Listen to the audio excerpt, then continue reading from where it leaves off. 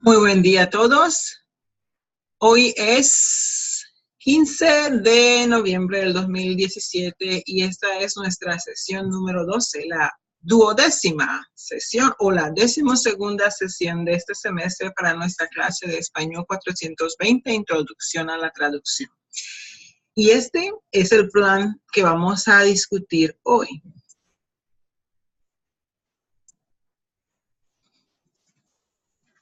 En el día de hoy, muchachos, vamos a trabajar primero poniendo en manos de Dios esta jornada con un devocional que están viendo allí. Luego, ustedes verán por sí mismos la tarea y yo se las explico luego en la sección que corresponda. Este va a ser el plan que vamos a trabajar hoy. En primer lugar, vamos a trabajar en la historia de la traducción. Y hoy corresponden los siglos XVII y XVIII. En la parte de lengua vamos a trabajar problemas que se encuentra el traductor cuando está lidiando en el español y el inglés con la voz pasiva y otros problemas verbales.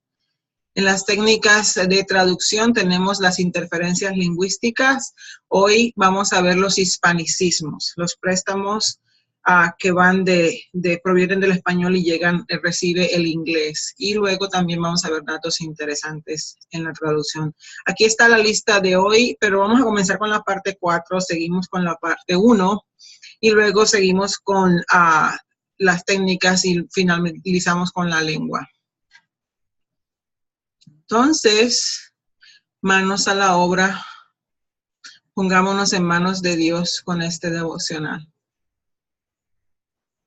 Señor de la luz, la gloria, el amor y la misericordia, estamos delante de ti y frente a nuestros hermanos y hermanas, reconociendo que tú eres Dios, que tú eres soberano, que tú eres un Dios misericordioso y amoroso.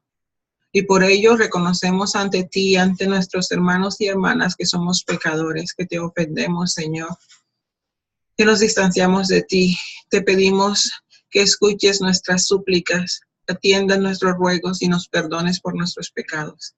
Te pido una bendición abundante y grandísima por cada uno de los estudiantes de esta clase y también que no nos permitas olvidar que todo lo que hacemos en este día solamente lo hacemos para tu gloria y honra, Señor. Escucha atentamente estas peticiones que te presentamos, Señor.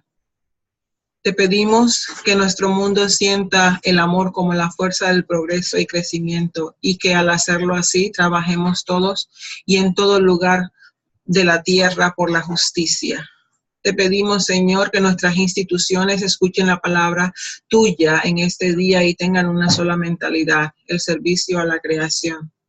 Señor, escúchanos cuando oramos a ti pidiéndote que seamos realmente agradecidos con aquellos que nos aman y que al hacerlo nos muestran un atisbo del amor tuyo hacia nosotros. Señor, escúchanos pedirte por la transformación de la sociedad a través del amor, el servicio y del ejemplo de tu pueblo cristiano.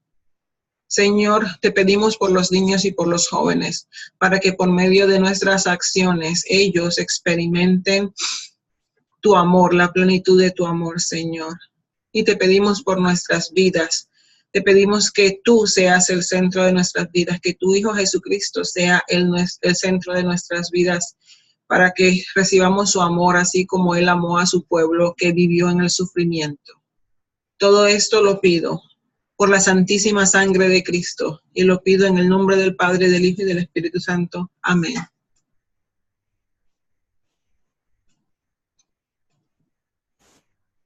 Ahora vamos a continuar con la segunda parte de esta grabación. En el día de hoy tenemos la historia de la lengua. Y para eso vamos a usar este documento que tengo aquí.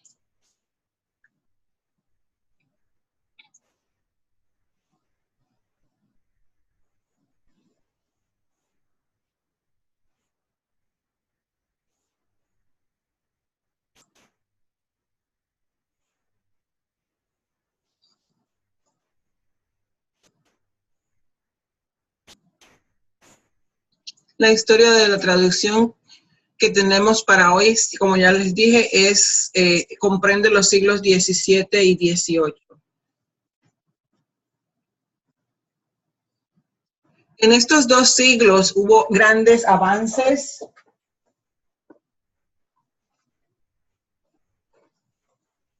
en la traducción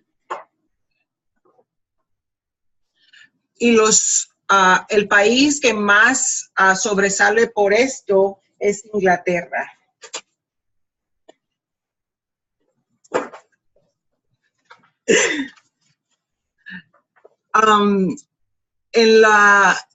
En esta época se dieron grandes aportes y fue una obra muy importante de T.R. Steiner, que se llama English Translation Theory desde from 1650 to 1800s. Esta fue una obra muy importante en esta época, pero los británicos no solamente son reconocidos por hacer buenas traducciones, sino que había tal vez otros aspectos y otras preocupaciones que ellos tenían que eran muy relevantes. Entre estas cosas tenemos que se preocupaban mucho por la calidad de las traducciones y cómo lograrla, cómo darle mayor calidad a las traducciones. Y sus ideas con lo que tienen que ver en el ejercicio del traductor, cuando debía tener pendiente al escritor original y también debía tener pendiente al lector. Este aporte fue grandísimo y todavía es un aspecto que se valora. Eran cosas muy prácticas y su valor traspasa los tiempos al punto que hoy en día todavía son importantes. Hubo entonces en esa época, obviamente, el impacto de la reforma y de la contrarreforma, y el Parlamento británico se fortalecía y con ello los documentos, las cartas británicas lograron mucho más impulso, un impulso muy estimulante. Y en eso hubo una renovación por el interés hacia los clásicos, estoy hablando de los clásicos griegos y los clásicos latinos.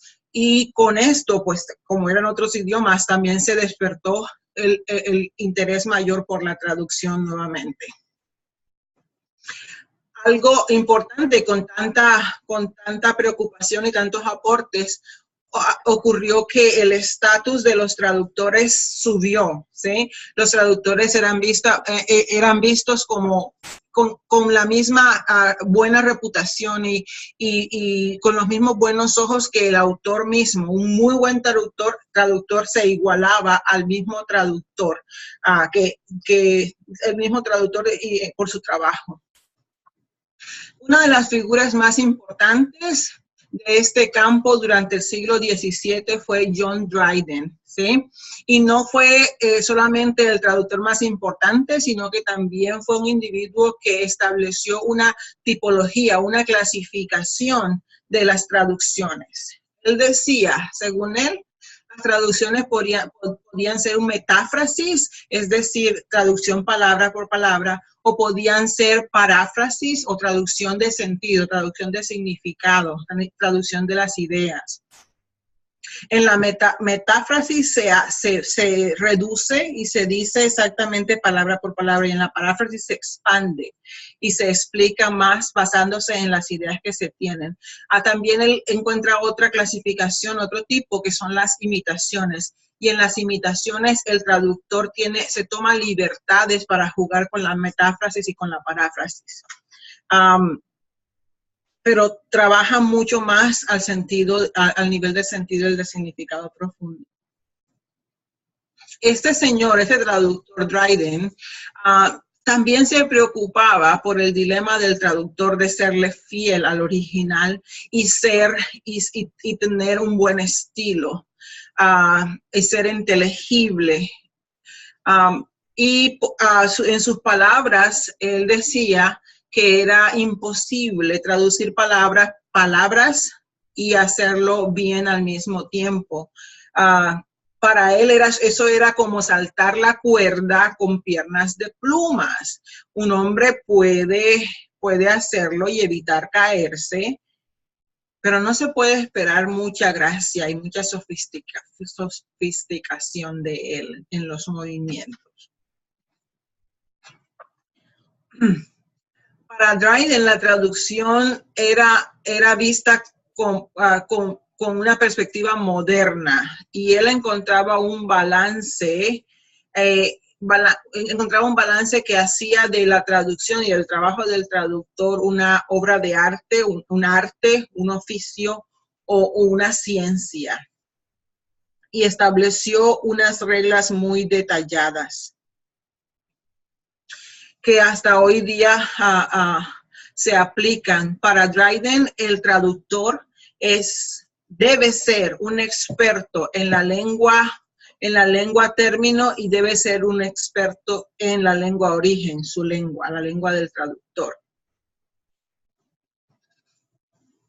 Él dice que mientras el autor traduce, debe entender las características que dan forma al perfil del autor individual, entender al escritor, autor original, y el traductor debe ajustar sus habilidades y su genio como traductor a las habilidades y genio del autor original. El traductor debe ser literal, palabra por palabra, literal, si la gracia y el estilo lo pueden mantenerse.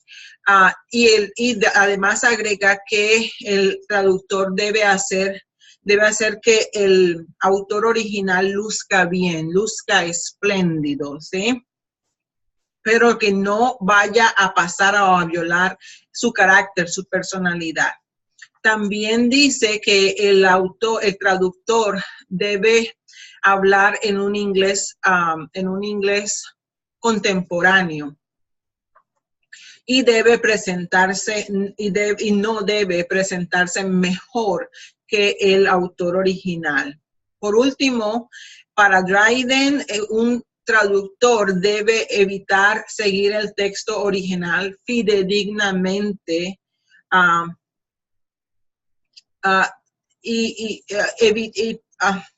lo que debe hacer es que no se pierda la esencia de la traducción, pero no debe ser literal ni tiene que ser totalmente fidedigno. Está pensando más en el estilo de la traducción. Para el siglo XVIII, nos encontramos con una metáfora que describe la traducción, ¿sí? La traducción debe ser un retrato, ¿sí? Un retrato debe ser el retrato de un pintor. Ese autor busca sus propios materiales para presentar de manera precisa un retrato de la realidad que capture la esencia original, pero no necesariamente las características exactas. Debido a que el traductor no puede recrear la naturaleza, debe usar necesariamente una paleta de colores diferentes y debe usar colores distintos. Aún así, el principio que debe guiar a todo traductor es una obligación, una imposición de capturar la esencia del original y debe esforzarse por causar el mismo efecto en el lector de la lengua término. Al hacer esto, al ejecutar dicha tarea, el traductor tiene las mismas obligaciones, las mismas responsabilidades para con el original, para con el lector y para con sus propios estándares y niveles de calidad. A finales del siglo XVIII, Alexander Fraser Tytler, Lord Wodehouse-Lee, 1747 a 1814, produjo una obra clásica en el campo de la traducción. Y ahí tienen ustedes una imagen del libro, como se vende hoy. El libro era un ensayo de los principios de la traducción, ¿sí? Essays on the Principles of Translations. En ese ensayo, él estableció principios básicos y dio muchísimos ejemplos para ilustrar esos principios. Los 3 principios fundamentales son estos. Una traducción debe ofrecer, debe aportar una transcripción completa de ideas, transcripción completa de ideas del trabajo original. El estilo de la redacción debe observar, el estilo y la redacción deben observar el mismo patrón que tiene el original. Y la traducción debe observar la misma fluidez en la estructura, debe fluir y tener las mismas facilidades que tienen en la estructura el texto original. Y hasta aquí, señores, llegamos con la parte de la historia que corresponde a los siglos XVII y XVIII. Sigamos entonces con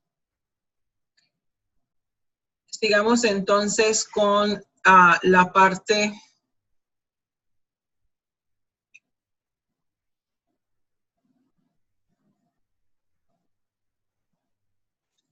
de la técnica. Voy a dejar para último los detalles, los datos interesantes de la traducción.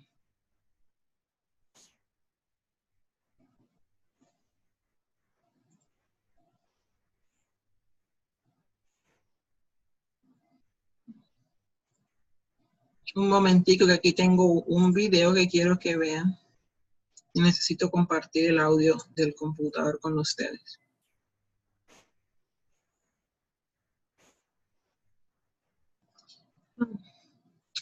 En esta parte vamos a hablar sobre las interferencias entre lenguas, y las lenguas en este caso son el inglés y el español. Un aspecto de estas interferencias que vamos a ver en esta sesión son los hispanismos, es decir, los préstamos que vienen del español al inglés.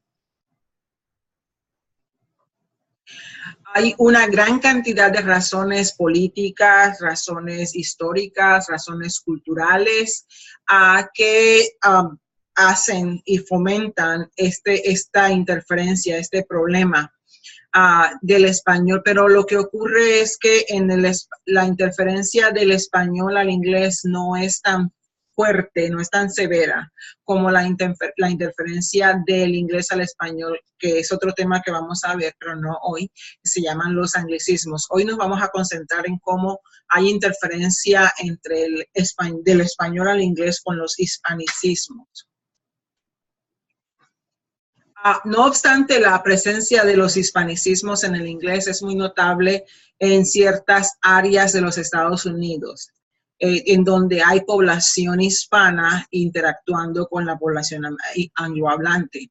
Estas áreas son los límites entre México y los Estados Unidos, la parte sur de Florida y ciertas vecindades en grandes ciudades del noreste. Las interferencias representan de igual manera un problema para aquellas personas cuya primera lengua es el español y que viven y trabajan en un ambiente en donde el inglés es la única lengua dominante, es la lengua dominante.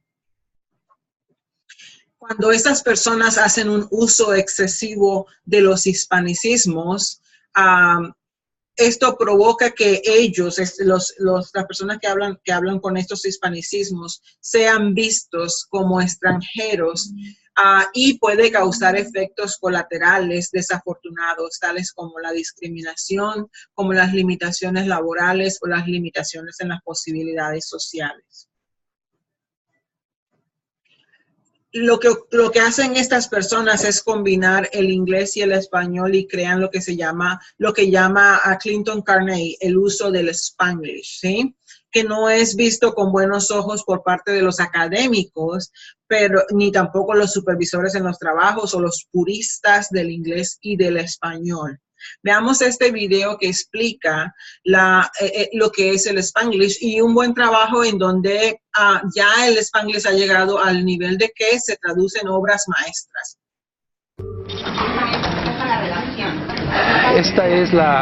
Es el primer párrafo de mi traducción al Spanglish de El Quijote de la Mancha. La hice en el 2001 y la publiqué en ese momento. Después he hecho la traducción del libro completo, la primera y la segunda parte de una obra clave, fundamental.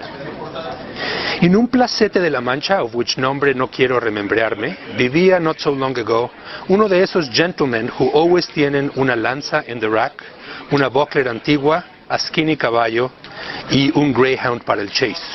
Vengo de una familia judía, yo soy el nieto de inmigrantes de Polonia y de Ucrania. En la casa se hablaban varios idiomas, el idioma dominante era el yiddish. Al llegar a Nueva York, yo como inmigrante en 1985, me topé con una realidad verbal y cultural asombrosa y sorpresiva a muchos niveles. Spanglish para mí no es solamente un idioma que surge, sino también es una cultura mestiza que se está llevando a cabo y que va a tener un impacto global. Al principio yo me tomaba esta idea del Spanglish a broma y me daba la impresión que era algo que generaba risa, ¿no? La gente no hablaba bien el inglés o no hablaba bien el español y hablaba mal estas dos lenguas creando una tercera. Pero luego me di cuenta que pensar que alguien habla mal un idioma cuando lo están hablando mal 60 millones de personas es un absurdo. En realidad lo están hablando de otra manera, de una manera distinta. Y creo que el Spanglish nos hace ser más espontáneos, nos hace ir más allá de las fronteras, jugar con la realidad, no tomarnos muy en serio la autoridad y al mismo tiempo reconocer que al hablar esta nueva lengua, una lengua que está transicionando del oral a lo escrito, estamos siendo partícipes, testigos de un momento histórico muy importante que anuncia una manera nueva de ver las cosas. Muy interesante este video. ¿Qué piensan ustedes acerca del Spanglish? ¿Coinciden? ¿Están de acuerdo con nuestro autor? Bueno, en el foro podemos presentar las respuestas que provengan de ustedes. Esto del Spanglish no implica que el uso de los hispanismos o los anglicismos deba ser visto como algo negativo. Ya lo vimos en el video. Las personas que usan el Spanglish, que usan los hispanicismos, que usan los anglicismos, pueden enriquecer la cultura término, en este caso el inglés, a través de los recursos lingüísticos que se importan, que se trasladan de la cultura origen. Este aspecto es muy valorado y justificado cuando lo que se transfiere se encuentra al nivel léxico y está conectado con un objeto o categoría que no existe en la cultura término. De hecho, las palabras que son préstamos del español han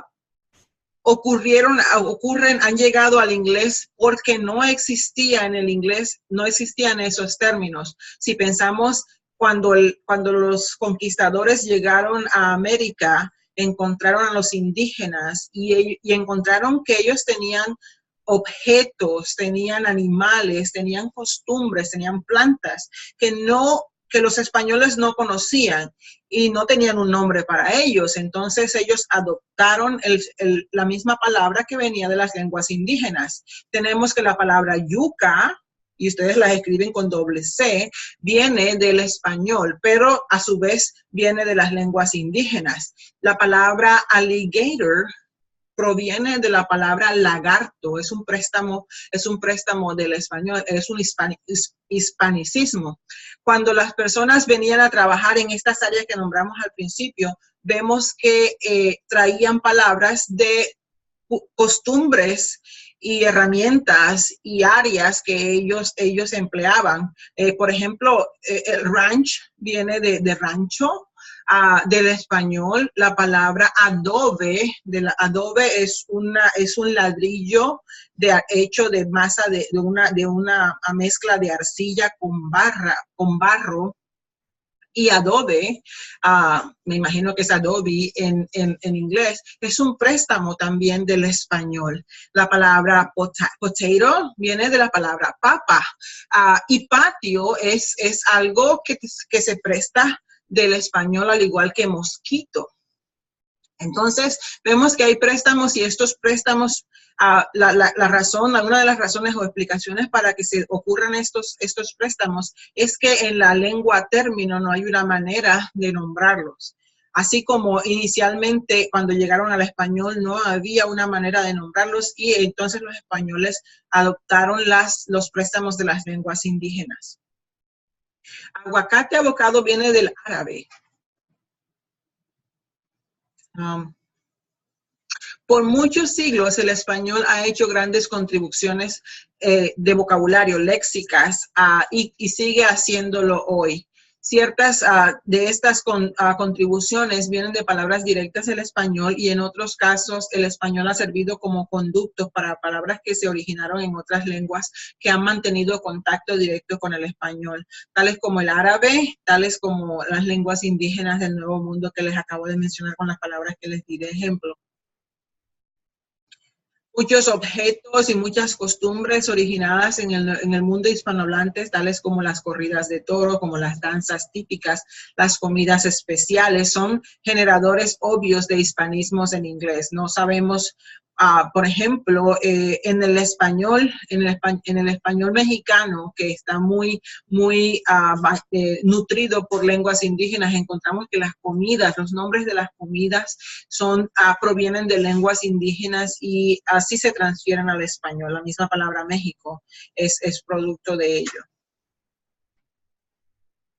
Ciertas palabras tienen un significado histórico especial. Por ejemplo, la palabra guerrilla, usada por las fuerzas napoleónicas para cuando ellos querían describir la manera en que los españoles atacaban en la guerra peninsular. Eso se le llamaba guerrilla. Y es la manera en que ellos estaban escondidos, atacaban y se iban inmediatamente del combate.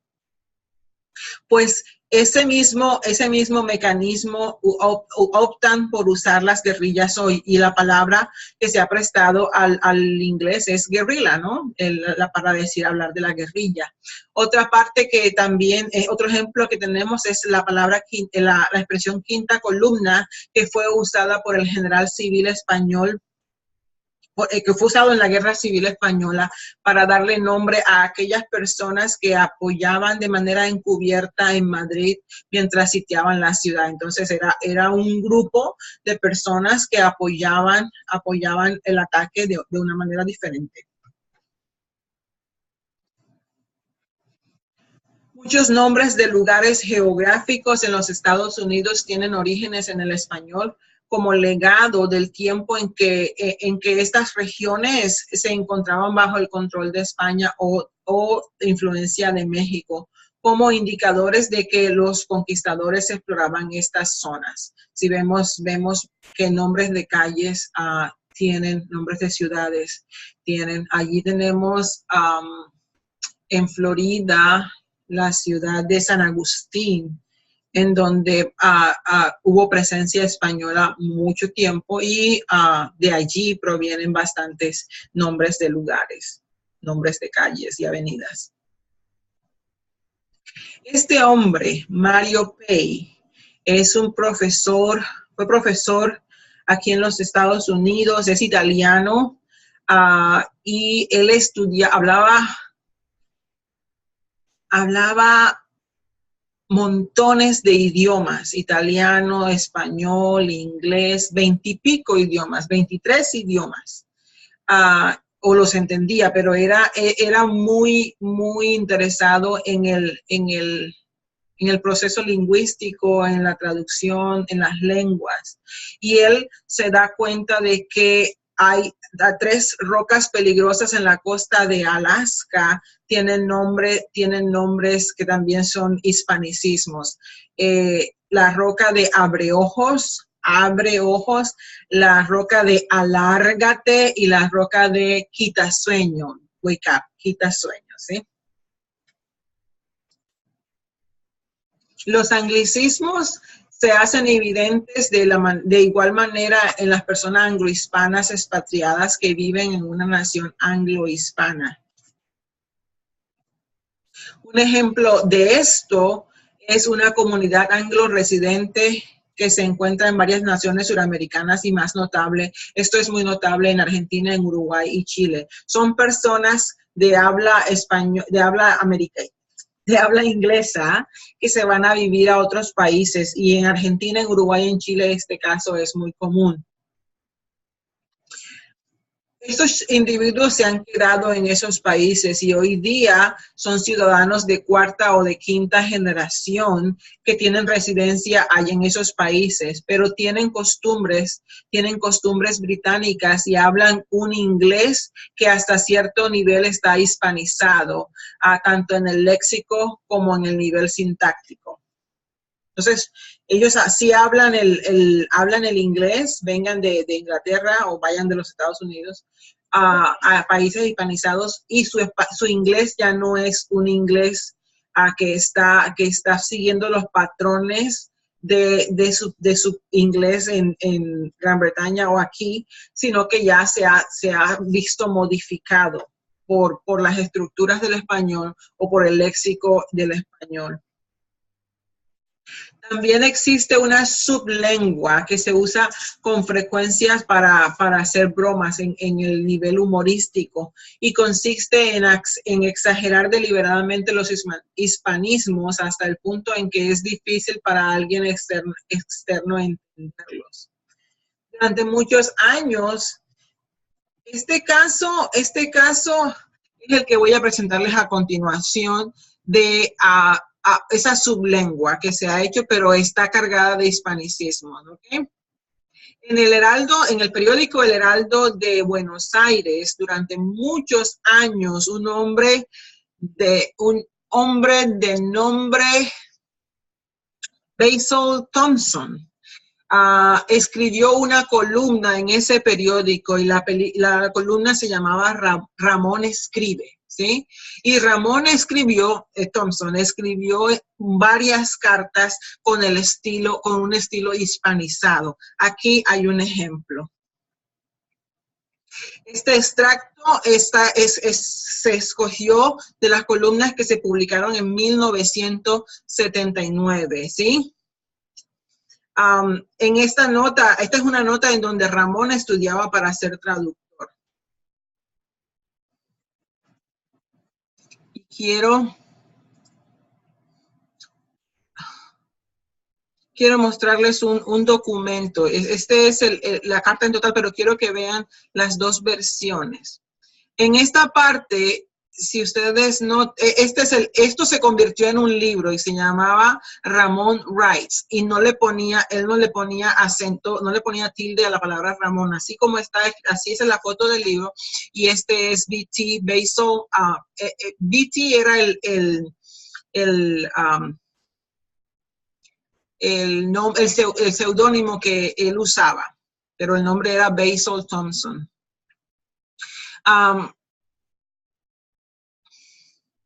Aquí yo les voy a presentar tanto la versión en español y la versión en inglés. Tengan en cuenta que la versión en inglés es realmente una gran traducción palabra por palabra, y tiene muchos hispanicismos léxicos y sintácticos.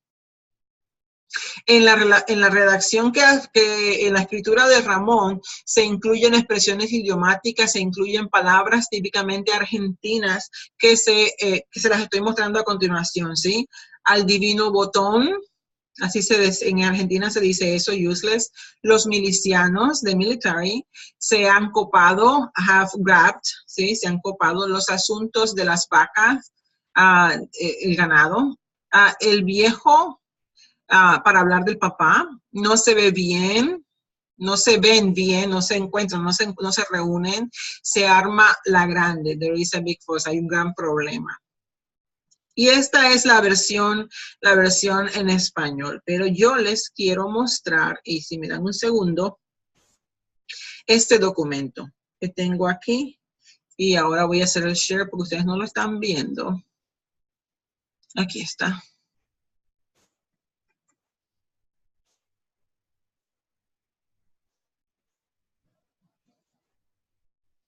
¿sí?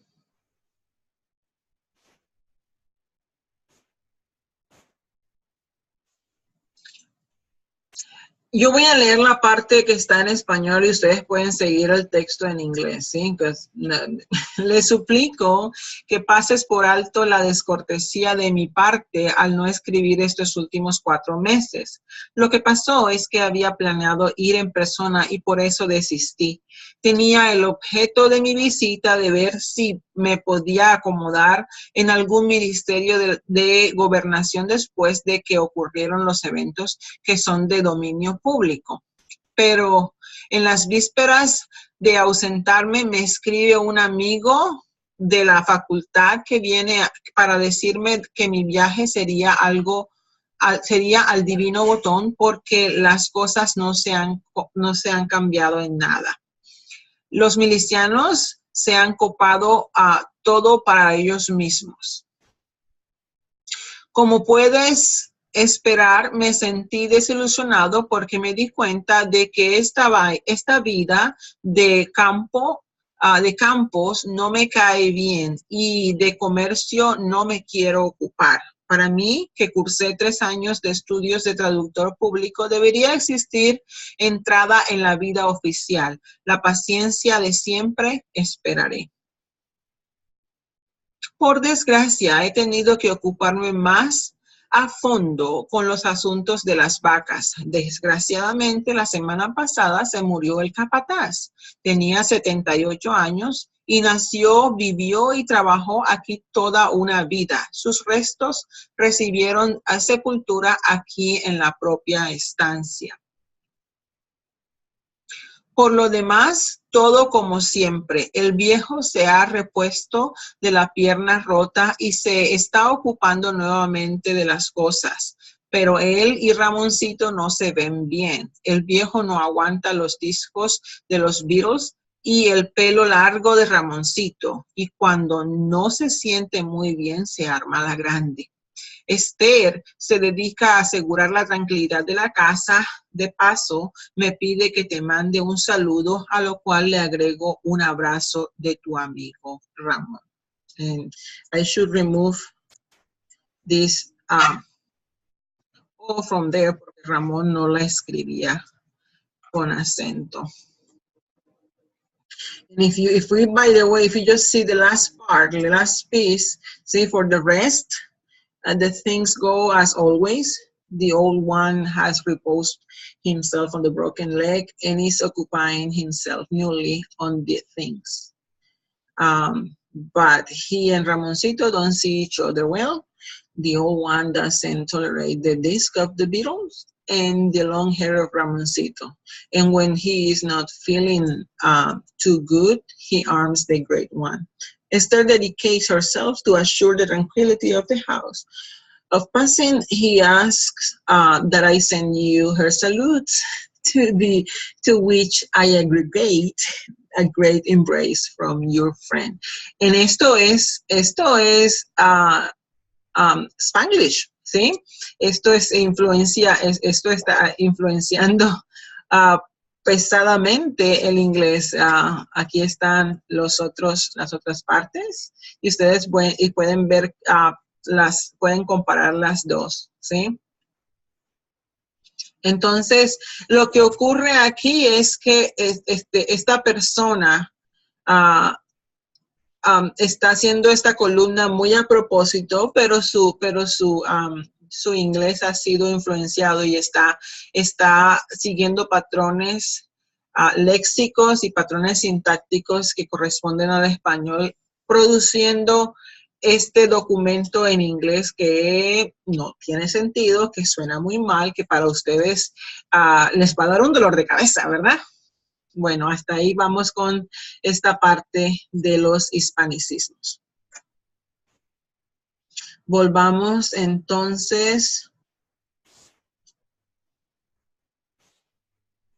a esta parte.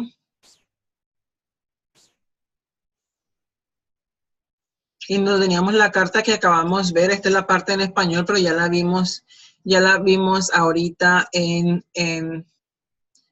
cara a cara en el documento en Word.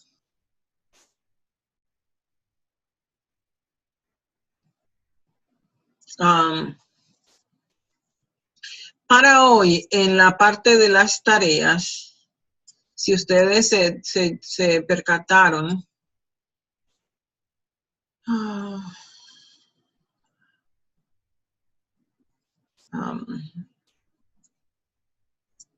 aquí, en la parte de las tareas tenemos una segunda parte en donde vemos otro documento, otro documento de Ramón, es otra letra de, otra carta, no letra, es otra carta de Ramón, y lo que ustedes tienen que hacer es traducir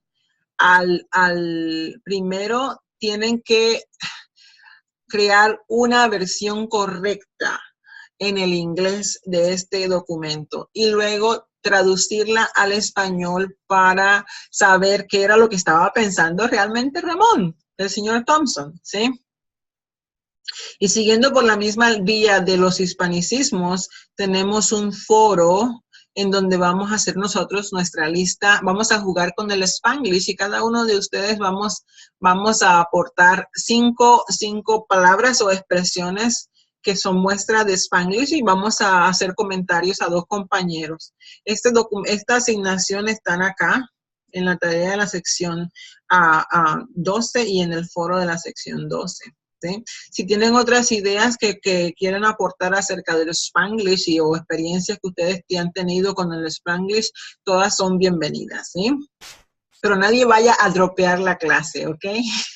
Ese es uno muy, muy común en nuestro contexto. Volvamos entonces a este documento que es el que estaba trabajando. Esta es aquí el mismo documento de la carta, de la segunda carta de Ramón, que es su tarea para esto. Y aquí están las mismas instrucciones, ¿ok? Y hasta aquí esta parte de las interferencias. Estamos hablando entonces de...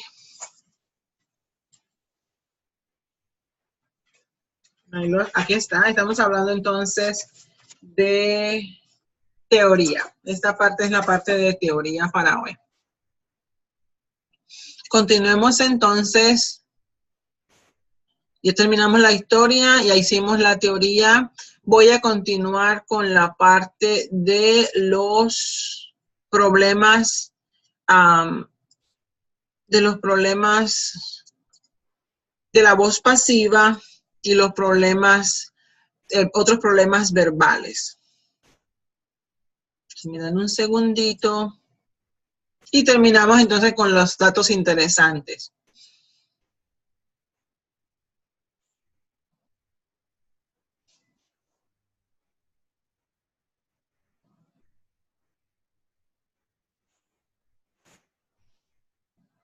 Aquí está el documento, no lo puede encontrar.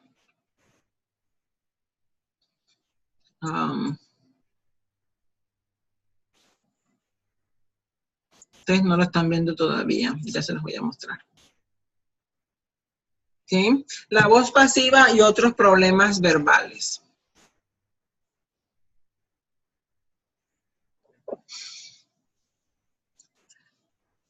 Tengan en cuenta que el inglés y el español provienen de familias lingüísticas diferentes. El inglés tiene raíz, el español tiene raíces en el latín y la estructura verbal del español es muy diferente a la estructura verbal del inglés. Cuando un estudiante está en el nivel avanzado, a un nivel intermedio, él aprende muchas de esas diferencias y es difícil que el inglés no sea filtro y oscurezca o bloquee lo que ellos están aprendiendo, ¿sí? También al nivel elemental, los estudiantes se ven con estos problemas ahí. En el elemental los estudiantes tan temprano tienen que lidiar con estar y con el verbo ser, y en el inglés solamente está el verbo to be. Otros problemas con los que los estudiantes de lengua, de segunda lengua del español se encuentran son que, por ejemplo, en el inglés hay un solo pasado simple, y también el subjuntivo que no está, hay subjuntivo pero no está tan desarrollado, ni tiene tantas sutilezas como la versión en español. El verbo to know es otro verbo que también ofrece esas dificultades porque en español tenemos dos. Y to do and to make en español solamente tenemos uno. Por el lado del español hay varios tiempos para expresar el pasado, entre ellos los más difíciles son el pretérito y el imperfecto. Entonces, mientras el inglés solamente tiene una manera, el español tiene más de dos de expresar pasado. El subjuntivo en español es muy común y tiene muchos matices, tiene su propia conjugación, tiene implicaciones de significado que son muy, muy sofisticadas, y al nivel de intermedio todavía los estudiantes no tienen la suficiente madurez para absorber estos contenidos. Otro problema que ocurre en el español cuando los estudiantes están aprendiendo español es que hay verbos en inglés que no son reflexivos y sí son reflexivos en español.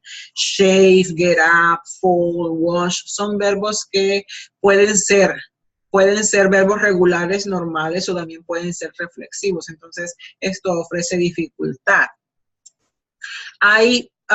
Ya hablé de saber y de conocer, ya hablé de hacer, y en inglés tenemos to do and to make. Pero una dificultad que se encuentran los estudiantes es que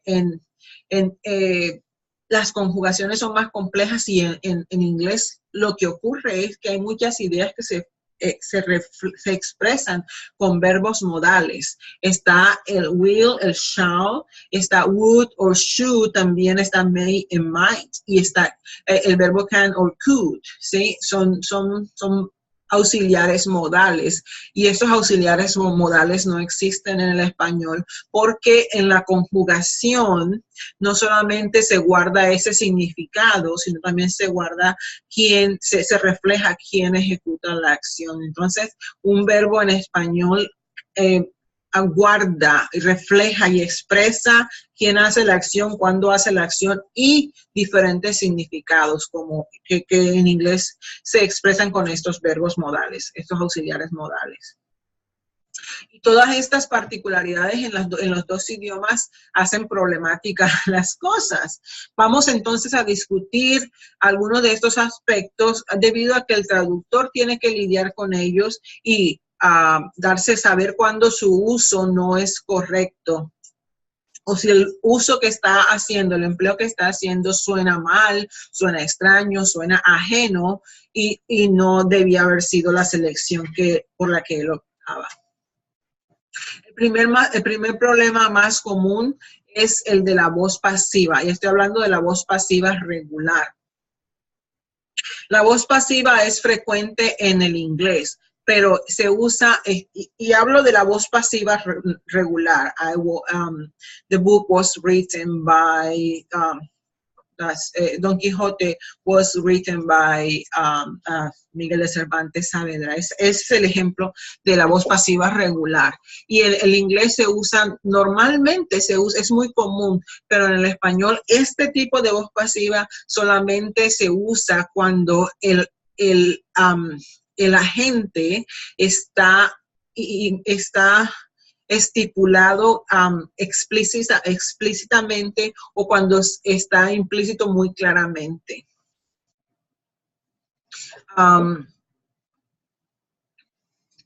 En estos dos ejemplos que tenemos aquí, the car was stolen by Pedro, el agente Pedro está expreso allí, se hace explícito en la oración, y por lo tanto esta voz pasiva regular sería normal, suena bien, el carro fue robado por Pedro. O cuando no está el agente, pero está claramente implícito, entonces ahí también es normal usar la voz pasiva regular. The car was stolen today. Pues se entiende que fue by a thief. So, el carro fue robado hoy por un ladrón. En otros casos, en donde el agente de la acción del verbo no se expresa ni se acentúa, el español allí no utiliza la voz pasiva regular. En lugar de eso, utiliza más normalmente, más comúnmente una construcción con C. The house was painted last year, ¿sí? En esta oración que el inglés usa en voz pasiva regular, el español no lo haría. El español iría a la voz activa, pintaron la casa el año pasado, and they is omitted because pintaron is revealing in the conjugation, no está revelándolo en la conjugación. Entonces, el español opta por usar la voz activa en este caso cuando no se está seguro o cuando no se hace explícito el agente, y ellos es suficientemente vago para reflejar eso, es suficientemente oscuro para reflejar la misma falta de claridad que está en el inglés. Otra opción que tiene el español es usar la construcción con C. Entonces se pintó, entonces vemos aquí en el ejemplo, la otra traducción, se pintó la casa el año pasado. ¿Quién la hizo? No la hizo, no se sabe quién la hizo. ¿Importa? No importa. Pero aquí la opción de una pasiva regular no sería apropiada, no se evita. Si el agente no está explícito, se evita. La construcción, en verdad, lo que hay que decir es que la construcción reflexiva con C es muy normal, es muy común, es prevalente en los anuncios, en los avisos que nos encontramos en lugares y en las calles. Por ejemplo, si hay un aviso como este, eating is not permitted in the library, una traducción mala sería no está permitido comer en la biblioteca, ¿sí? Comer no está permitido en la biblioteca. I miss día de comer. Comer no está permitido en la biblioteca. And let me just do it because I don't want to have that here. So let's say comer no está permitido en la biblioteca. Eso sería una traducción pobre. No debería ser pobre, debería decir mala. Es una mala traducción, ¿sí? Una mejor traducción es no se permite.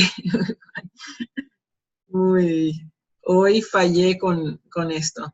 No se permite comer en la biblioteca. Esto es mejor, ¿sí? No se permite comer en la biblioteca, pero la mejor traducción sería la construcción con C, es la más común. Tengo que reconocerlo, que los hablantes del español optamos la mayor parte de las veces por la construcción con C para hacer una construcción con una voz pasiva. So, se prohíbe comer en la biblioteca, sería la opción aquí.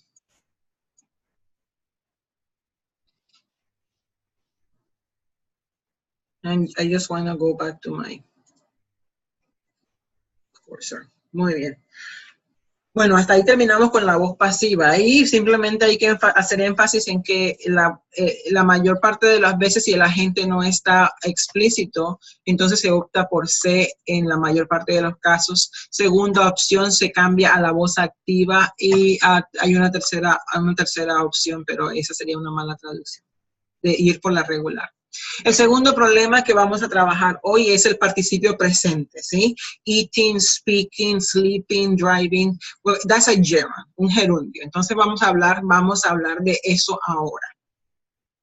Lo que ocurre es que las dos lenguas tienen completamente un divorcio. El inglés lo utiliza mucho más. Pero el trabajo entonces del traductor es hacerse las mismas preguntas acerca del gerundio, si se permite o se aconseja en el español. La tendencia del inglés a usar el gerundio en tiempos progresivos es más frecuente en el español, pero el español evita usarlo cuando le restamos énfasis al periodo en que la acción toma lugar. ¿Sí? Si el tiempo en que se ejecuta la acción no está prevalente, entonces allí tenemos la tendencia a no usar el progresivo. Recuerden, el progresivo es el que se hace en el mismo tiempo, está progresando en el mismo tiempo en que el hablante está expresando la acción. La acción ocurre al mismo tiempo que el hablante la está expresando. Si el tiempo no está claro, no vamos a optar por el presente progresivo o el pasado progresivo o cualquier tiempo progresivo. En la pregunta del inglés, what are you eating?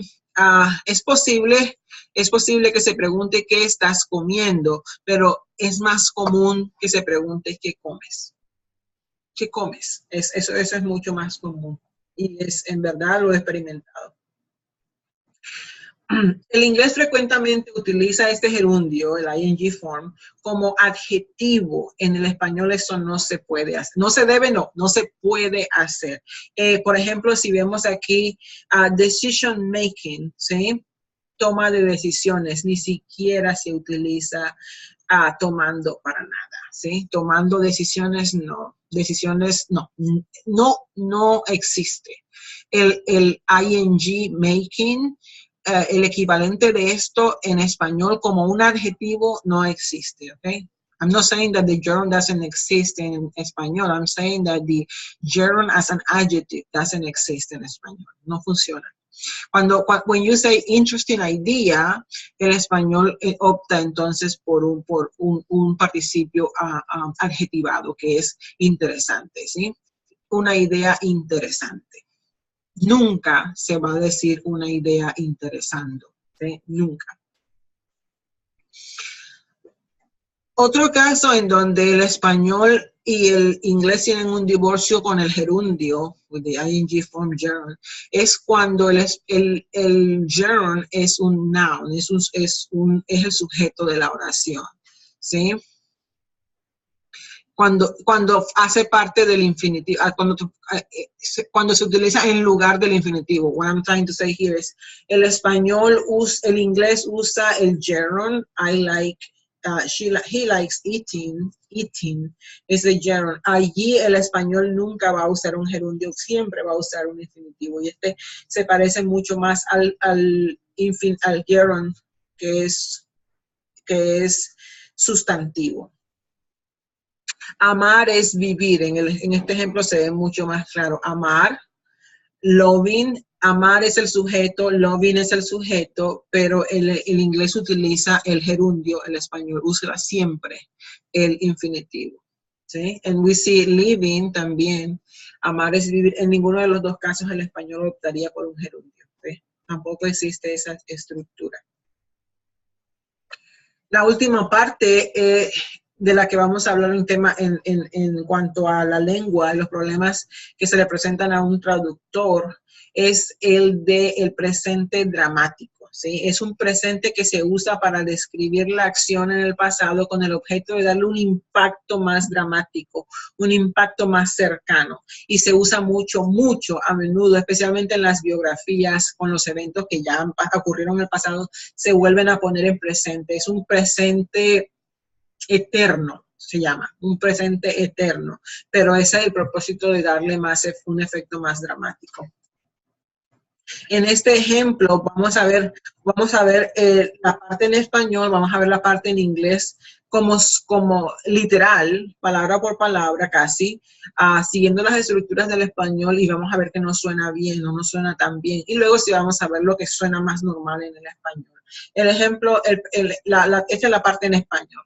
San Martín, y San Martín fue el equivalente a Simón Bolívar, el libertador, el líder que guió al pueblo americano a independizarse de España. Habían dos, estaba Simón Bolívar, que libertó 5, Colombia entre esos, y San Martín, que libertó la parte del sur, Argentina, Perú está dividido entre los dos, pero San Martín era este señor, era un gran líder. Uno era guerrillero, Simón Bolívar, y este era un gran estratega, un general.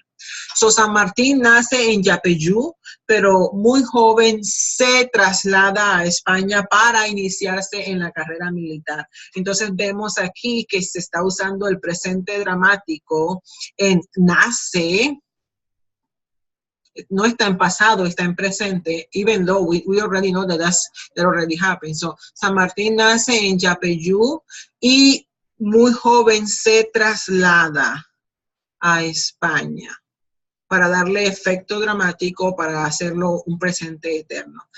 Este presente eterno aplicado al inglés da este producto y suena extraño. San Martín is born. And I lost my... Oh, perdón, aquí está. San Martín is born in Yapeyú, presente dramático allí, but at an early age, he moves to Spain to start his military career. Esto no suena bien en inglés, no suena tan bien en inglés, así suena extraño. Algo más común, algo más natural sería San Martín was born, and we see it here. San Martín was born in Yapeyú, but at an early age he moved to Spain. So ahí tenemos que en el pasado este presente dramático no debe aplicarse al inglés y en el español sí se aplica. Y hasta aquí cubrimos entonces lo que compete a la lengua y problemas que le ocurren al traductor. Vamos a cerrar entonces con, si no tienen preguntas ustedes que me las puedan poner en el foro o me las manden por correo electrónico, se las agradecería. Ahora voy a trabajar con la última parte, que son los datos interesantes aquí está. Los datos interesantes de la traducción. Y este dato de hoy es muy interesante.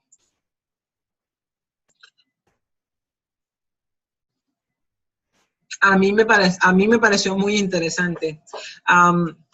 Los dos datos provienen de la obra de Eugene Nida. Nida, me suena más Nida. ¿Recuerdan cuando hicimos trabajamos en significado superficial, significado profundo? Él tenía su posición y aquí en su obra él habla acerca de dos aspectos, los mencionando, que los rescatamos para aquí, son aspectos sobre observaciones de la Biblia, ¿sí? El primero, miren esto, al menos algunas porciones de la Biblia han sido traducidas a 1,457 lenguas. 253 de estas han traducido toda la Biblia entera, y más de 330 tradujeron el entero, completo, el Nuevo Testamento. Estas lenguas, esto quiere decir que el 98% de la población en el mundo entiende estas lenguas y tienen acceso a la Biblia. El 2% restante aproximadamente habla 1,000 lenguas, ¿sí? Así que se ha hecho bastante, pero todavía hay bastante por hacer, ¿verdad? Y este dato no es tan actualizado, así que los números no van a ser precisos, pero aún así son muy grandes. El segundo dato interesante sobre la traducción que presenta el doctor Nida es que en el quechua que hablan en Bolivia existe un vocablo muy apropiado, muy apropiado para el término Señor, para hablar de Señor, ¿sí? De Dios. Señor, la palabra Señor refiriéndose a Dios. Y el término es Apu, pero ellos no, cuando hacen la traducción al español, cuando ellos hacen la traducción al quechua, deben ponerle un sufijo, el sufijo ta, y el producto es aputa, pero esta palabra tiene un parecido muy feo, muy desafortunado con una palabra muy vulgar y ofensiva del español. Entonces, no se utiliza la palabra, no se utiliza la combinación de apu con ta, aputa para el quechua, para traducir al español, a traducir al quechua, porque tiene esa desafortunada coincidencia. Y no voy a decir la palabra vulgar, grosera, ofensiva del español.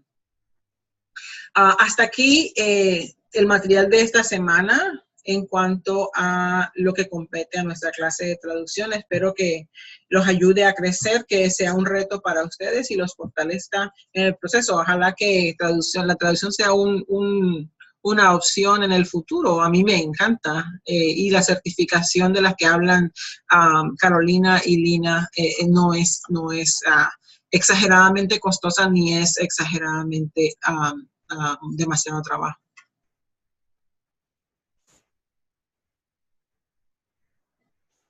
Entonces, que tengan muy buen día. Dios me los bendiga.